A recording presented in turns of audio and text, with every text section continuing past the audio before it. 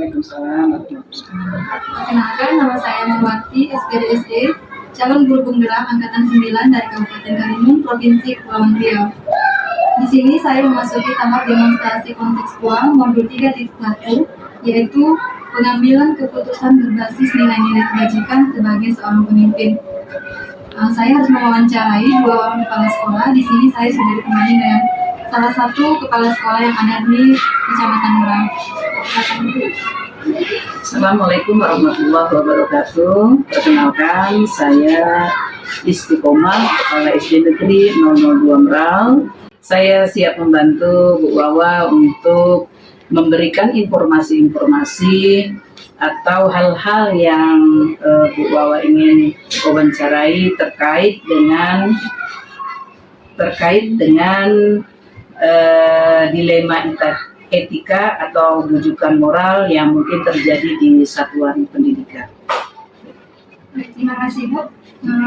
Minta waktu Ibu sebentar, saya ingin menanyakan beberapa pertanyaan kepada Ibu yang berkaitan dengan dilema etika atau rujukan moral yang terjadi di sekolah yang Ibu pimpin. Mungkin selama Ibu menjadi pemimpin tentu banyak permasalahan yang terjadi dan Ibu mengambil suatu kebijakan. Baik Bu, untuk pertanyaan pertama, selama ini bagaimana Ibu dapat mengidentifikasi kasus-kasus yang merupakan dilema etika atau rujukan moral? Baik, Bu Wawa, selama saya menjabat Kepala Sekolah SD Negeri 002 Meral, mungkin ada beberapa kasus ya yang mungkin dapat diidentifikasi sebagai kasus yang merupakan dilema etika, khususnya pada wali murid, baik itu wali murid yang berasal dari guru itu sendiri maupun dari luar guru itu sendiri.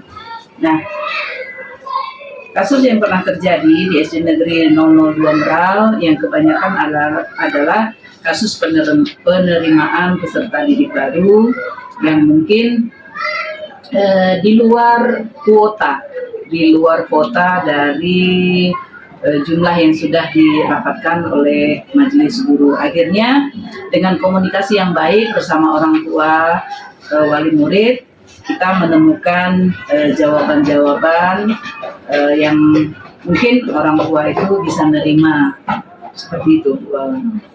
Baik Bu, berarti kebijakan yang diambil itu adalah kebijakan yang berpihak kepada murid. Iya.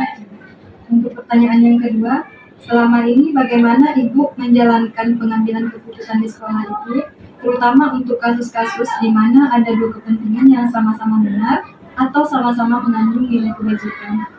Itu yang saya sampaikan tadi Bu Wawa, bahwa dalam mengambil kebijakan yang penting komunikasi.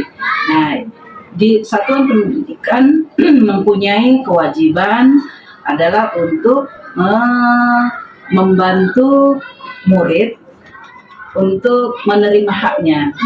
Nah, jadi mereka semua punya hak di sekolah ini, sehingga selagi sekolah dan dewan guru menyepakati keputusan-keputusan yang dikomunikasikan, Ibu rasa itu perlu kita jadikan suatu pengambilan kebijakan. Selanjutnya itu langkah-langkah atau prosedur yang Ibu ambil selama ini jika menemukan masalah-masalah seperti itu. Ya, prosedur kita kan punya SOP. Nah, jadi kita tidak boleh lari dari SOP. Diantaranya prosedur kita bertatap muka, ya, membicarakan, mendiskusikan, cari solusi jalan yang terbaik bersama pihak-pihak yang mungkin pihak yang wali murid misalnya ya, wali murid atau guru itu sendiri yang bersangkutan ya, seperti itu. Baik Bu, selanjutnya hal-hal apa saja yang selama ini Ibu ambil efektif dalam pengambilan keputusan pada kasus-kasus dilema etika? Hal yang efektif kalau menurut Ibu adalah yang pertama komunikasi, ya, komunikasi itu. Jadi yang penting apapun keputusannya Yang penting disetujui oleh kedua belah pihak. Tidak Ya. merugikan siapa-siapa. Iya, tidak merugikan siapa-siapa. Nah, selanjutnya Bu, hal-hal apa saja yang selama ini merupakan tantangan dalam pengambilan keputusan pada kasus-kasus dilema etika? Ya, betul. Selalu saja ada dilema ya. Kadang-kadang kita mengenal orang yang bersangkutan. Kalau kebijakan kita misalnya gitu tidak kita ikuti keputusan yang bersangkutan, rasanya gimana gitu ya, Bu Awa ya? Kemudian untuk yang selanjutnya ya Bu, apakah Ibu memiliki sebuah tata cara atau jadwal mungkin dalam sebuah penyelesaian kasus dilema etika? Kemudian apakah Ibu langsung menyelesaikan di tempat atau memiliki sebuah jadwal untuk menyelesaikannya? Bentuk atau prosedur seperti apa yang Ibu biasa jalankan? Ya, kalau untuk penyelesaian masalah ini, Ibu tidak menjadwalkan secara tertentu. Cuman ketika ada sebuah problem atau sebuah masalah, pinginnya kita selesai dalam waktu itu. Tapi kalau memang tidak dapat diselesaikan dalam waktu itu, mungkin kita tunda sampai kesibukan kita betul-betul luang waktu seperti itu. Dan selanjutnya Bu, apakah ada seorang atau faktor apa yang selama ini mempermudah Ibu dalam pengambilan keputusan dalam kasus-kasus dilema Ya, etika? tentu ada, bukan seseorang, tapi mungkin lebih dari seseorang, yaitu Dewan Guru, ya, wakil kita yang membidangi kesiswaan, kurikulum, itu yang kita gunakan potensi mereka itu seperti guru-guru. Berarti kerjasamanya Iya. kolaborasi antara Iya. guru dan Betul. sekolah. Kemudian yang terakhir Bu, dari semua hal yang telah disampaikan, kemudian pembelajaran yang dapat Ibu petik dari pengalaman Ibu pengambilan keputusan yang etika ini, Semua hal yang telah saya sampaikan tadi maupun bahwa tanyakan kepada kami, mungkin ada pembelajaran yang dapat diambil bahwa mengambil keputusan itu tidak semata-mata hanya satu pihak saja. Ya, tentu kita perlu berkolaborasi dengan berbagai pihak, orang tua itu sendiri, dewan guru, ya, yang ada di sekolah ini. Saya rasa itu bahwa terima kasih atas waktu Ibu. Semoga dari hasil wawancara yang dilakukan kepada Ibu dapat memberikan saya secara pribadi pembelajaran ke depannya jika nantinya saya menemukan hal-hal serupa yang telah Ibu jelaskan tadi. sama-sama bahwa Semoga ke depannya Ibu juga semakin sukses. amin. Terima kasih banyak Bu. Ya, sama-sama. Tadi pakai teri.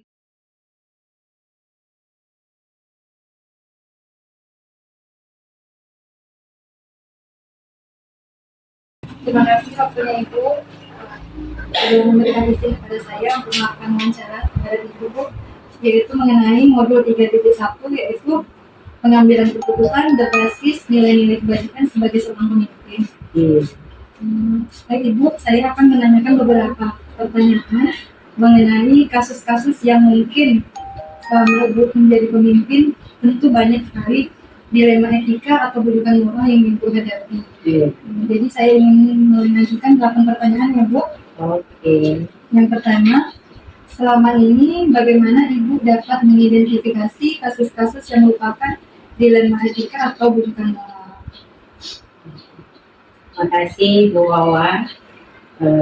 Baik, ada pertanyaan dari Bu Wawa tadi tentang dilema etika ya, atau bujukan moral. Kalau selama Ibu memimpin jadi kepala sekolah, yang pastinya untuk dilema yang terjadi itu kan kita analisis dulu apa akar masalahnya, kemudian kita mungkin bisa berkolaborasi dengan guru, dengan orang tua atau komite sekolah gitu.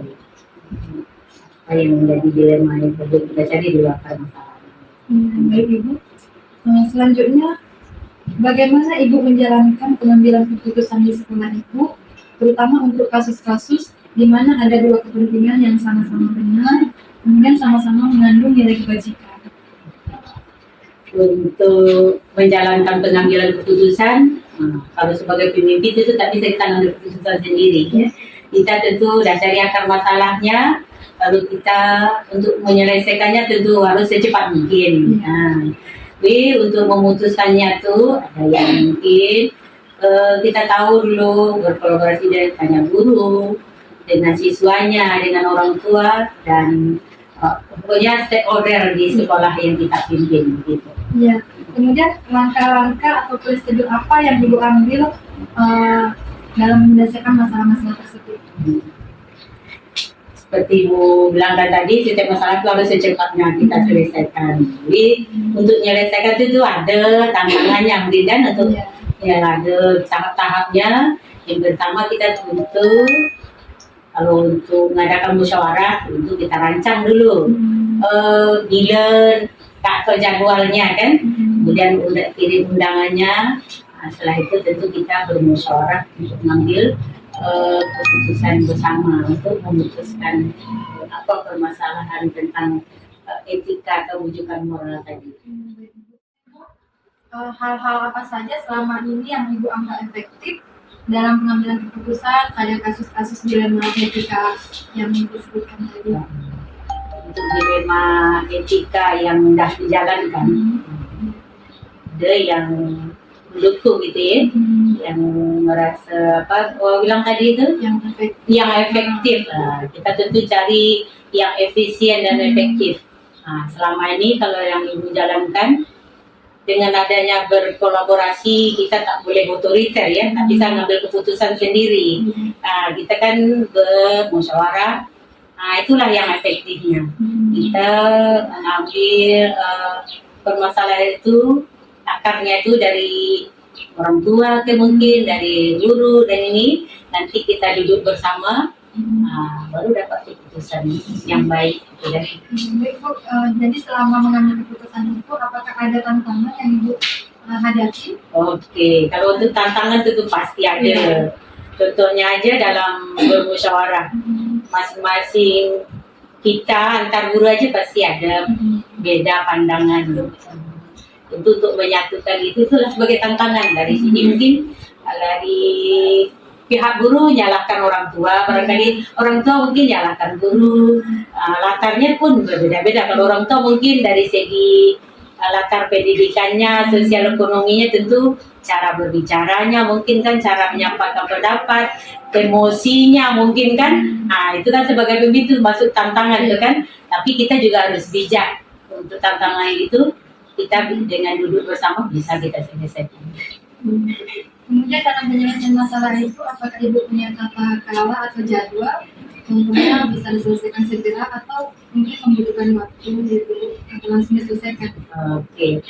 Kalau selama Ibu mimpin, kalau ada masalah yang bisa segera mungkin kita selesaikan, mungkin bisa guru dengan siswa aja, atau guru dengan kepala sekolah sesegera mungkin. Tapi kalau ada masalahnya yang agak rumit, etikanya tadi ya, dilema etikanya itu perlu kolaborasi yang banyak, itu kita ada penjadwalan dulu.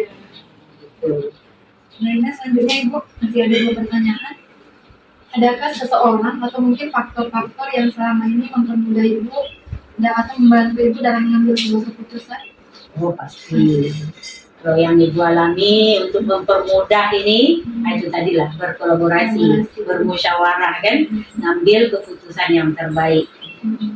Ibu, yang terakhir ya Bu, dari semua hal yang telah Ibu sampaikan, kemudian pembelajaran apa yang dapat dipetik dari pengalaman Ibu selama mengambil keputusan selama ini? Untuk dilema etika ini yang telah kita lakukan ya, pastinya gitu, apapun yang kita temukan itu kita cari dulu akar masalahnya. Akar masalah itu kita ada mungkin tanya jawab dengan orang tua. Kalau akar masalahnya di kelas dengan guru kelas dan siswanya, kalau di masyarakat tentu dengan anggota masyarakat atau stakeholder yang mendukung kegiatan di sekolah ini kan. Setelah kita ada tahu akar masalahnya, tentu kita benahi bersama.